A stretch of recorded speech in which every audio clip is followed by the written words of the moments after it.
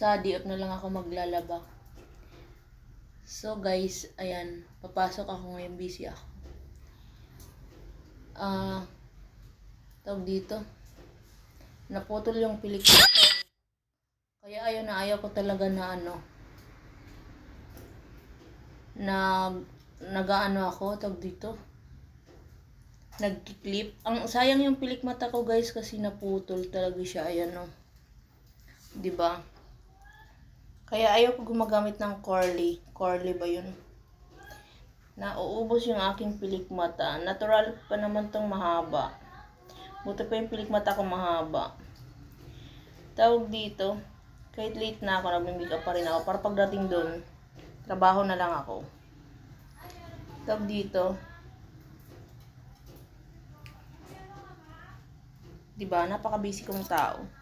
Walang time sa live. So, ayan yung, wala na akong time sa asawa ko. Seryoso. Ay!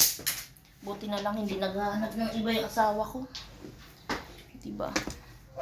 Hindi na kami nagkikita. Minsanan. Parang ano na lang kami. Para magtropa na lang kami ng asawa ko.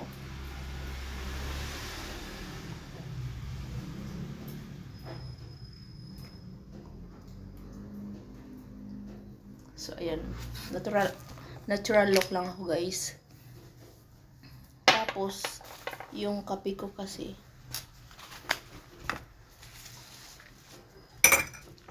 ayoko na nag-oil yung aking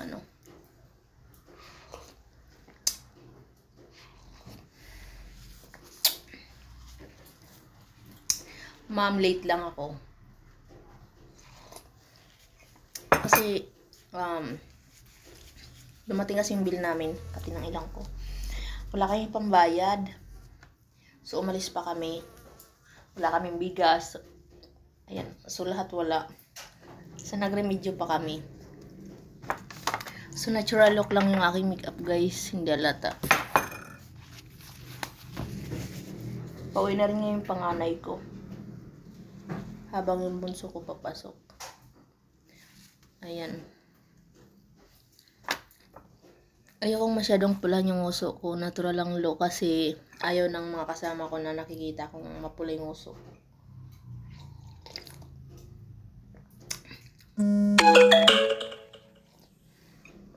Abos na daw yung load ko, guys.